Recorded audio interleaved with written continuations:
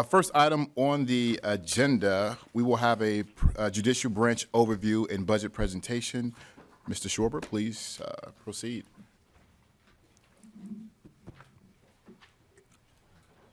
Please introduce yourself for the record and proceed.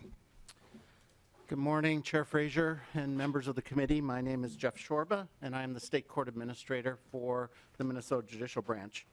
I'm pleased to be with you today to give you an update on Minnesota's third branch of government and to seek your support for our fiscal year 24-25 biennial budget. At the outset, I share our appreciation to Governor Walz for including the entirety of this important funding request in his biennial budget recommendations to the legislature. And we are hopeful that you and your colleagues in the Senate will help to prioritize funding for our courts and broader justice system in this next two-year budget.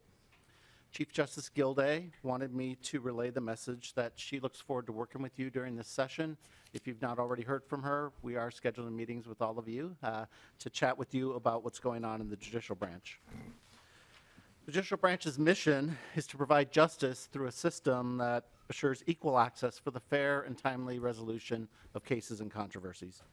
The importance of our work is reflected in Article 1, Section 8 of the Minnesota Constitution, which promises that every person in our state is entitled to access justice freely, promptly, and without delay. I know our judicial officers and staff take this promise very seriously as we do our work. The Minnesota Judicial Branch comprises the three levels of state court in Minnesota: the Supreme Court, the Court of Appeals, and the district courts. Our 322 judges and 2,500 staff work in 103 different locations across the state, more than any part of state government. Each year, roughly 1 million cases are filed in our district courts. It was a little higher than 1 million during the pre-pandemic times, and it's been a little lower during the pandemic. Our courts are funded almost entirely through legislative appropriation. All of the revenue we collect through court fines and fees is deposited in the state's general fund or to local government or other statutorily mandated programs. We don't retain any of that revenue. We depend on your appropriation to fund the vital work of our judiciary. Our current biennial budget for fiscal year 22-23 is approximately $768 million. That's equal to roughly 1.5% of the state general fund budget. Speaking of our budget, I'll now turn our attention to our biennial budget request. The Minnesota Judicial Branch is proud to have maintained an open door to justice throughout the COVID-19 pandemic.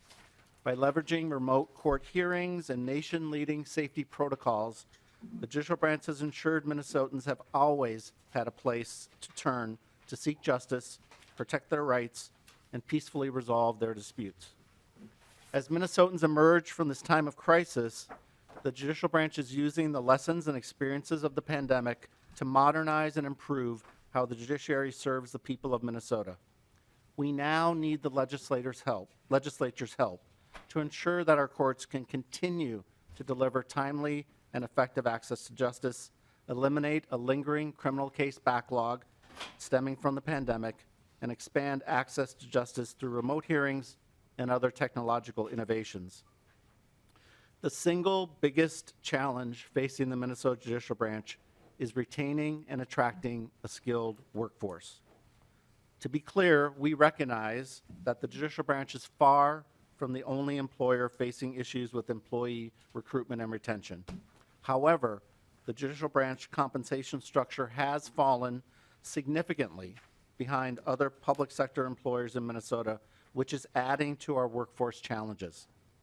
For those of you who served on the committee last year, you'll recall that I shared similar concerns about our uncompetitive compensation structure in 2022. Our challenges since then have only grown worse, as the lack of an omnibus public safety bill last year meant our judicial officers and staff did not receive a salary increase in fiscal year 23. In fiscal year 22, we conducted a salary analysis comparing judicial branch salaries to public sector peers. From that analysis, we learned that the average wages for many judicial branch positions were 5 to 10% below wages for similar jobs in the public sector. We also know that many of our public sector peers provided salary increases of 5 to 7% in fiscal year 23, which means we have already fallen further behind from our 22 analysis. To give you a clear picture of what this looks like to our employees, here on the screen is a hypothetical salary progression of 2 employees hired at the same time. At the top is an employee hired in the executive branch of state government, and on the bottom, the judicial branch.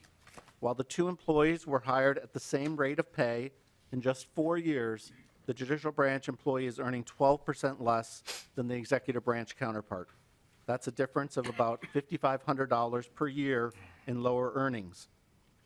These next 2 slides highlight the challenges we are facing in employee recruitment and retention as a result of our uncompetitive compensation structure.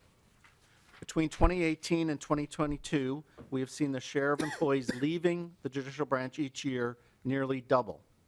In exit surveys, departing employees give the #1 reason for leaving: salary. Meanwhile, the number of applicants for each open position with our courts has fallen dramatically. In 2019, we were receiving nearly 50 applicants for every vacancy. Today, we're only receiving an average of 13 applicants for each position. Those numbers are even lower in more technical and skilled positions such as IT, where we have had several open positions receive 0 applications. I recently asked our judicial district administrators to describe the challenges they are facing in employee recruitment and retention, and here on the screen are just a handful of quotes taken from the pages and pages of feedback I received. One of the clear themes from these messages is that courts are seeing judges and staff leaving the judicial branch to accept higher paying opportunities in city and county government and other parts of state government. And applicants are turning down positions because they are finding significantly higher pay with other employers. High turnover and extended vacancies are having a very real impact on how our courts serve the people of Minnesota.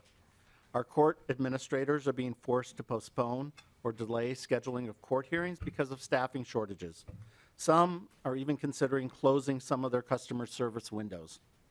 Because so much of our work right now is focused on addressing our criminal case backlog, our workforce issues are creating delays in other areas.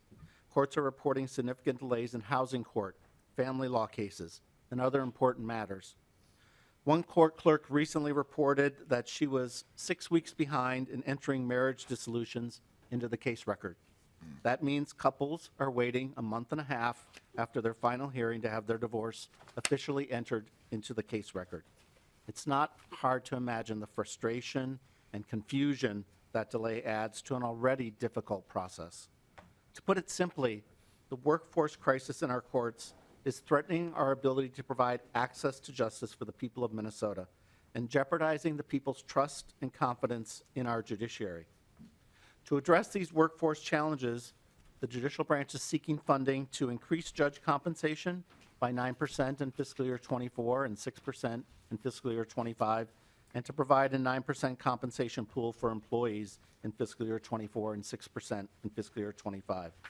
In addition, as we always do with our biennial budget request, we are seeking funding for the employer share of health insurance premium increases in each year of the biennium. By making our compensation structure more competitive, the legislature can really help our courts continue to deliver timely access to justice and ensure that our courts can continue to recruit and retain the skilled and experienced workforce we need to drive innovation in our justice system and provide high-quality service to the people of Minnesota. Our next funding priority relates to one of the lingering impacts of the COVID-19 pandemic on our courts: a backlog of felony and gross misdemeanor cases in our district courts. As you can see on the screen, the number of felony and gross misdemeanor cases awaiting resolution in our district courts grew by nearly 40% between the start of the pandemic and late 2021. Most of that growth came from the first months of the pandemic, when the governor's stay-at-home order was in place and there was very little in-person activity happening in our courthouses. In November 2021, we implemented a statewide strategy to eliminate this backlog of major criminal cases. That strategy has been supported by federal pandemic relief funding, which has allowed us to use senior judges and temporary staff to hear and resolve additional cases. The good news is that strategy is working. As of today, we have eliminated more than half, 54% of the major criminal case backlog. However, the federal pandemic relief funding that we have been relying on to achieve this success will soon expire, and we are now asking for the legislature's help in addressing the remainder of the pandemic backlog. Our request seeks $8.4 million in one-time funding in fiscal year '24 to allow us to continue our successful backlog reduction efforts. We will use this funding to continue using senior judges and temporary staff to help eliminate the remainder of the pandemic backlog during the upcoming biennium. We also ask the legislature to help us sustain what may be our greatest success of the pandemic, which is the use of remote or online court hearings. Prior to the pandemic, remote or online court hearings were fairly rare in Minnesota. But during the pandemic, online hearings played a vital role in ensuring access to justice, as more than 80% of all district court hearings were held in online courtrooms. While our transition to the large-scale use of remote hearings was born out of necessity, it quickly became clear that the people we serve found real value in this method of delivering justice. In surveys and focus groups, litigants told us that they preferred remote hearings because they reduce travel time and costs and are easier to attend without taking as much time off work or finding childcare. Attorneys and justice partners said that remote hearings worked better for many types of cases because they saved them time and money and led to more reliable scheduling and hearing start times. Civil legal aid said that remote hearings helped them more easily serve and represent clients all over the state. And victim advocate groups reported that victims feel safer and more empowered to participate in court hearings remotely. Given the success of remote hearings during the pandemic, the Minnesota Judicial Branch has made a long-term commitment to continue using remote hearings for many case types into the future. Early last year, the Minnesota Judicial Council adopted the One Court Minnesota Hearings Initiative policy, which sets out a statewide framework for how our courts use both in-person and remote hearings to deliver access to justice. That policy took effect on June 6th, and we continue to hear positive feedback from court users about the ease and convenience of online court hearings. We have also heard accolades from other states who truly view Minnesota as a leader in the digital transformation of court operations. To support the long-term use of remote hearings, we are seeking $7.4 million in one-time funding to help us modernize our court technology to help better support remote and hybrid court hearings. The funding will also allow us to upgrade court interpreter equipment and capabilities and implement other needed technology enhancements in our courts. To close my presentation, I'll quickly cover three smaller funding items that are part of our budget request. The first is addressing the rising cost of providing mandated psychological services. The Judicial Branch has experienced significant cost increases in this area. Over the past 3 years, the number of criminal psychological examinations ordered each year has increased by 28%, while the number of civil commitment examinations has grown by 48%. In total, the overall cost of providing these services grew by 58%. We're seeking $1.996 million in annual funding to offset the increased cost of providing these statutorily mandated services. Our next request relates to treatment courts, which is a term that encompasses programs such as drug courts, DWI courts, veteran courts, mental health courts, and similar programs. There are currently 4 treatment court programs across the state, which you can see here on the screen, that were established under federal grants that will soon expire. These valuable programs have proven to be successful, so we're seeking $422,000 in annual funding to add them to the state's treatment court funding formula, ensure they continue serving their communities. Our final part of our request relates to court interpreters. The 2021 legislature provided a one-time appropriation that allowed us to increase the hourly fees paid to contract court interpreters by 8%, but without permanent funding, those payment rates will soon expire.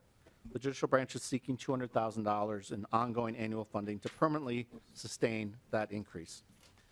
In total, The Judicial Branch is seeking $87.7 million in new permanent funding in fiscal year 24-25, an 11.22% increase over our base annual budget, biennial budget. In addition, we are seeking $15.8 million in one-time funding to address the backlog and technology needs I discussed earlier. Members, I want to thank you on behalf of the Minnesota Judicial Branch for your time and attention and your consideration of this vital funding request for Minnesota's judiciary. We're extremely proud of the work we have done during the pandemic and all of the innovations we're facing and putting in place, but the challenges are very large in terms of our staff and judges, so we ask for your help. Chair, I need to go to a Judicial Council meeting, but I was asked to address a bill you're going to be taking up later, House File 305, which would eliminate fees for public documents. If the committee remembers, in March of 2021, we instituted what we call Minnesota Court Records Online, or MCRO, which was a new way to access public documents. It's been a resounding success. It was developed on time and on budget, and it's been very, very popular. But we decided at the time we developed it that we would wait on instituting the fee portion, which is required by statute, until we heard from the legislature. So we have not developed that component of the program. If the legislature decides not to charge for these fees, which, as I mentioned earlier, go to the general fund, we are very much in favor of that. It will save us time and money developing that last portion of MCRO, and I think will also improve access to justice for people who are looking for these documents all over the state. So thank you very much. Thank you, Mr. Shorba. We'll now go into committee discussion, and we do have a number of members on the list. First, Representative Moeller. Thank you, Mr. Chair, and it's nice to see you again, Mr. Shorba. Thanks for being here. I had a couple of questions. I guess I'll start on page 7 of the handout, and it was talking about executive branch versus judicial branch, the judicial branch falling behind the salaries. And I just want to clarify that that's for your court staff. A lot of these slides have to deal with staff versus judges. Is that right? Sure. Chair Fraser, Representative Mueller, you are correct. Judge compensation is set by the legislature, so they set an actual salary for each level of court. So those slides are talking about staff. And in the judicial branch, because we're not that large and we're about 90% staff and salaries, we don't have a lot of flexibility to provide compensation unless the legislature provides it. So during the last biennium, we were fairly conservative because at that time we thought we had a deficit. So we only asked for funding for the first year, which we provided to our staff. And then in the second year we came in later in the biennium to ask for that funding, and as you know, that bill did not pass. So we were not able to provide compensation. The executive branch continued to provide compensation. They continue to provide not only across the board increases, but step increases. We don't have money to do that without funding from the legislature, so that's what put us behind. Representative Moeller, follow Yeah, up. thank you. And I will say, too, you should be commended for the great work you did during the pandemic, keeping our courts functioning and running, and I'm definitely understanding of the backlog issues that you're facing right now. But I just was curious about judges' salaries. I'm curious to know what judges' salaries are in relation to other public sector jobs, like county attorneys, and perhaps judges in other states. And then I'll ask the second part of that question is, have you thought about separating out the request for employees versus judicial increase in salaries for judges? Mr. Shorba. Chair Fraser, Representative Mueller. The National Center for State Courts, which is an umbrella group for state courts around the country, does an annual survey of where judges lie in terms of compensation. They just released their findings on January 1st of 2023. The Minnesota judges have fallen further behind. We are now no longer in the top half of states, which I think is problematic. Our trial court judges are now 26th. Our Court of Appeals judges are 25th, and our Supreme Court justices are also 26th. So we're not trying to be number one, but we are trying to at least stay in the top half of the country in terms of our judicial salaries. It varies by jurisdiction with regard to your first question.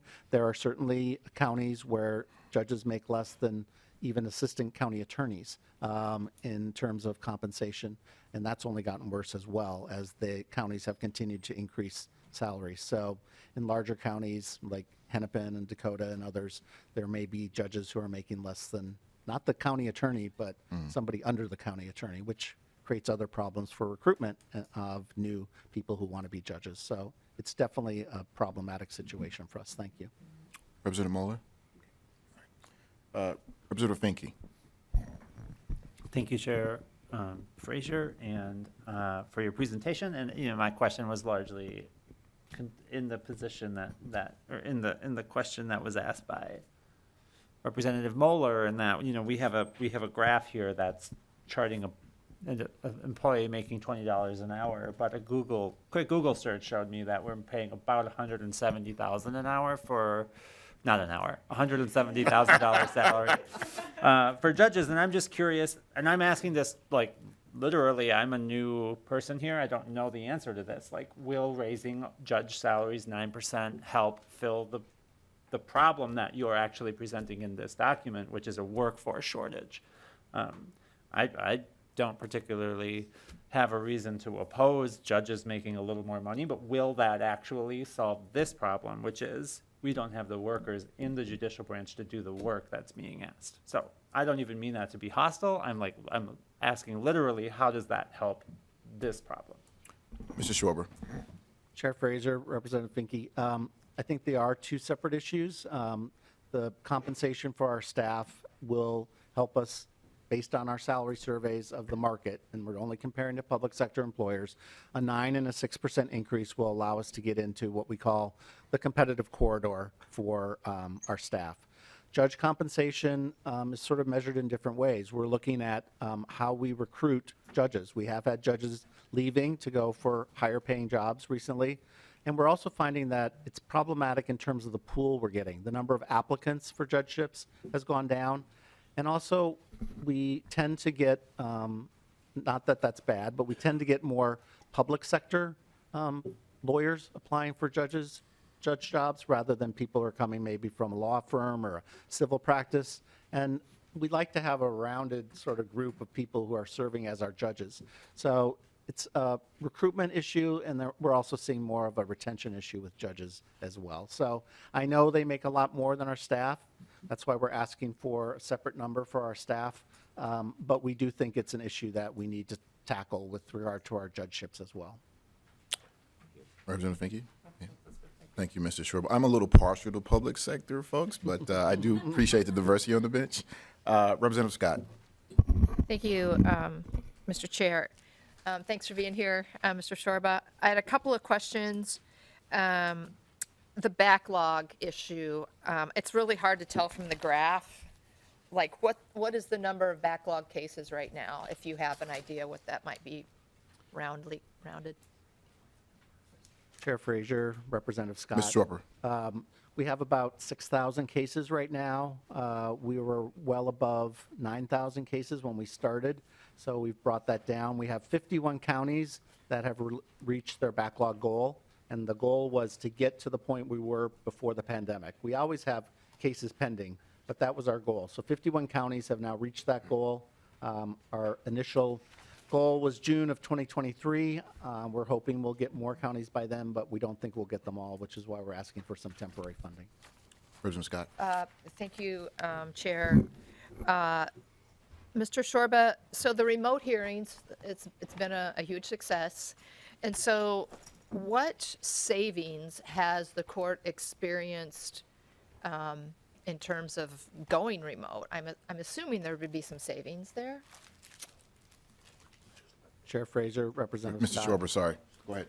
Actually, during this transition period, it's actually taking longer to do remote hearings because you need to move people in and out of these rooms and say, before you could have a public defender just come and go in the hallway and meet with their client. Now somebody on our staff or the judge or the law clerk, whoever is assigned that task, now has to put those two in a Zoom room, make sure somebody else is ready for court hearing. So we're learning from how that's working as to how we can be more efficient with that. But I mean, we don't pay people to drive to work, so we're not saving any money there. We have had to invest in technology to be able to Zoom licenses and other kinds of things. So right now in the transition period, it's actually costing us a little more money to do it. But we're hoping with some of this one-time investment, we can figure out ways to do things a little more efficiently with the right technology. But it's a learning curve. Representative Scott, any follow-up? Thank you, Chair, and thank you for that answer, Mr. Shorba. I have the court's budget here, and I do have a question under the mandated psychological services issue. And the notes on page 14 of the budget say, in addition, on July 1st, 2022, the Judicial Branch assumed the cost of providing competency examinations previously funded by the Department of Human Services. And I'm just wondering the why behind that. Mr. Schwarber? That was, Or do you need it? Chair Frazier and Representative Scott, that was, I believe, a statutory change that we were required to do that. And in the time that the statute was changed, DHS never figured out that we were really supposed to be doing them. So then we were notified by DHS that under the statute, those were our requirements. So we assumed those costs. We probably should have been assuming those costs earlier based on what the statute said, but DHS had continued paying those costs and we weren't aware of the statutory change. So once we were notified, we had to take on those costs because of the statute. So it was already in law. It was just a assumption because we were notified by DHS. Those were now our responsibility. I hope that explains what. Right. Thank you. Representative Scott? Thank you. Representative Johnson? Representative Johnson? Chair Frazier, Mr. Shorba, I want to thank you for being here today. You've always been very open and willing to provide information to to all the members that when we ask. You talked about the workforce issue, and unfortunately, that's an issue across the entire economic area of the state. There's people that, I know people that in my area that they've been looking for employees, especially in some of the skilled areas, for decades, and they cannot find them. One thing, it's easier to compare between the executive branch and the judicial branch, the salaries, stuff like that, but it's a little more difficult to go to the private sector because of pension issues and other compensation that's offered, so.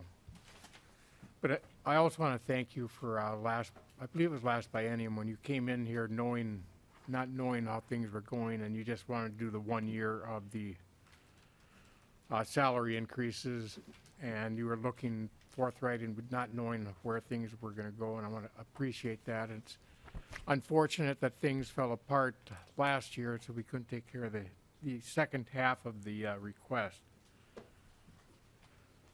I also want to thank you for all the work you have done to try to get the case backlog taken care of.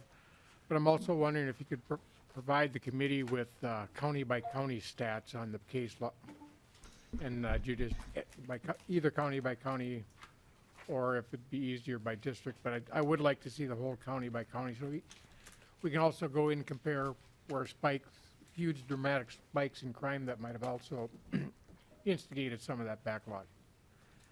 Mr. Schwarber? Chair Frazier, Representative Johnson, we certainly have that data county by county, and we can provide that detail to the committee. I appreciate, Representative Johnson? Chair Frazier, Mr. Shorba, I appreciate that. I had one other thing I was going to ask about, but I forgot what that was now. So That's I just okay. I'm wanna sure you can- Thank you. Oh, I remember now. Go ahead, Representative Johnson. On the remote hearings, I believe that can be used in a lot of different things, but there's some things that when it comes time, we do need to be in person. As a former law enforcement officer, I've done interviews over the phone.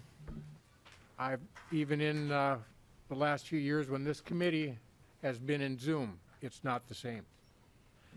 As a law enforcement officer, and I'm sure some judges and other people in the courtroom know, it's not just the words that people say, it's their body language.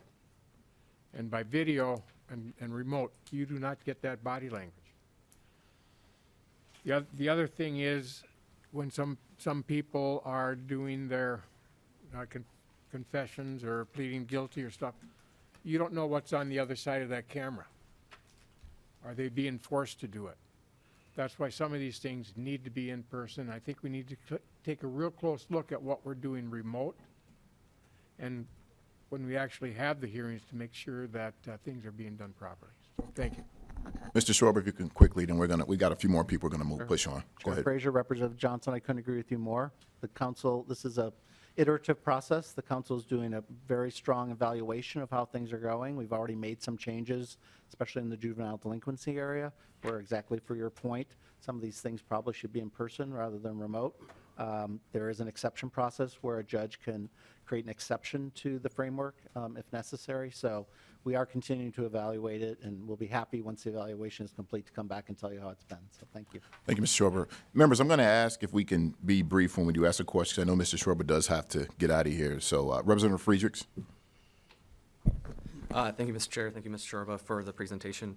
When you were talking about the different services that the courts are providing, it reminded me of some emails and conversations that I've had with people after they serve jury duty.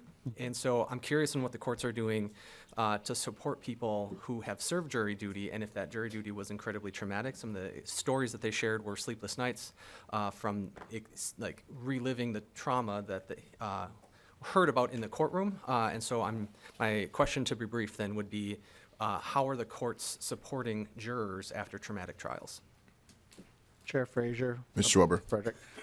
We do have some services that we can refer jurors to in terms of services that they can get, sort of like we have with employees with our employee assistance program, similar to that.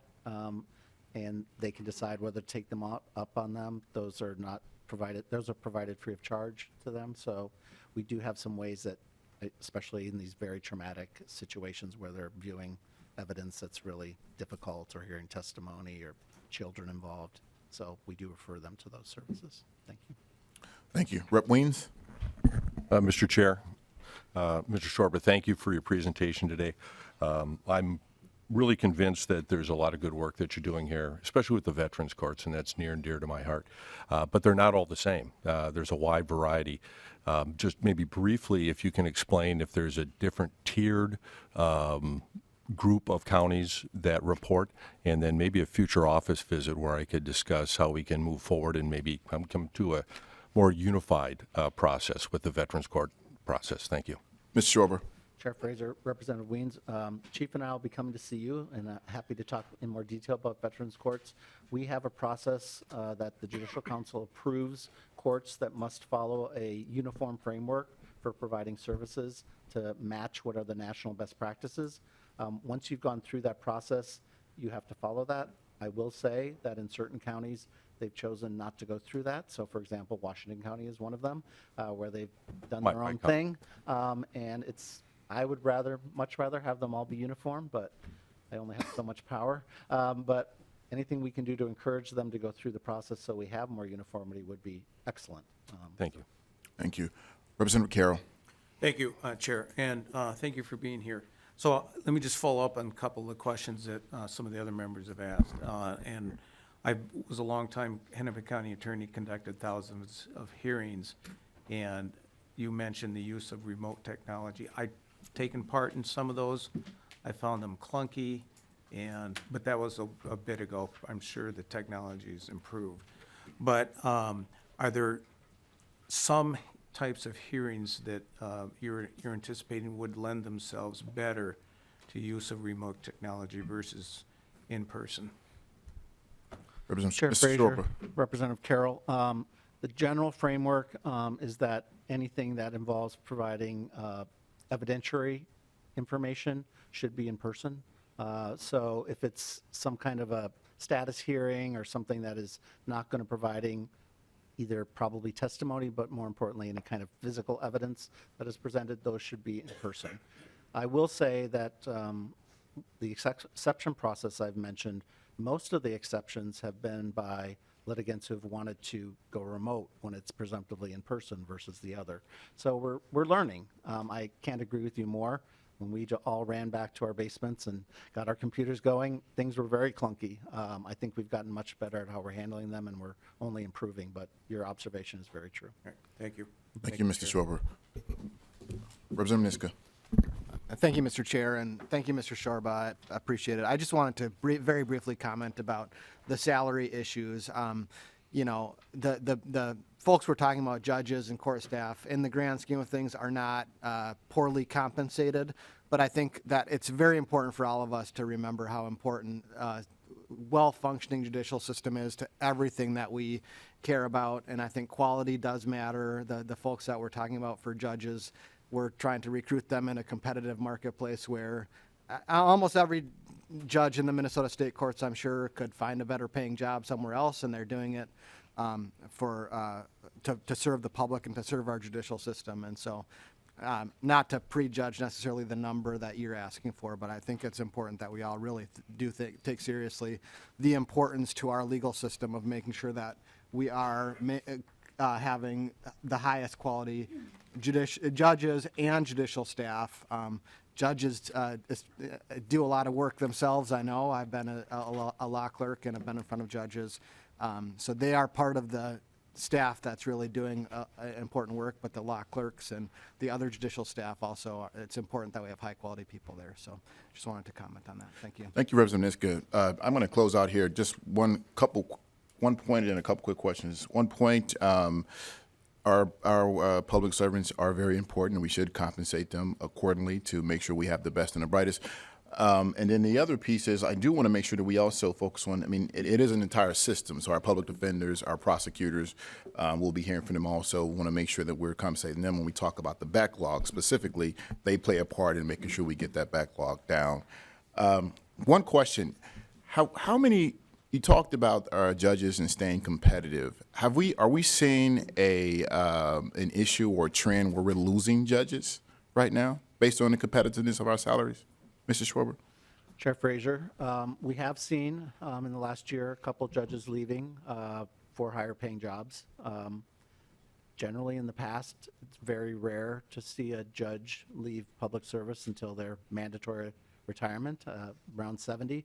So we are seeing a little bit of a trend in that area. It's mostly on the number of applicants side, but we're starting to see some of that as well. Is that when you said a couple, is it literally two? I think it's 2 or 3. 2 or 3? Yeah. Thank you. And I don't know if I got a number. I know Representative Moeller asked a question about salaries. What is the current minimum salary for a judicial officer, judge? So the district court judge salary is $169,264. Court of Appeals judges are at $180, and associate justices on the Supreme Court at $191. Thank you for sharing that, Mr. Shorba. And thank you for your presentation. Thank you. Thank you, members.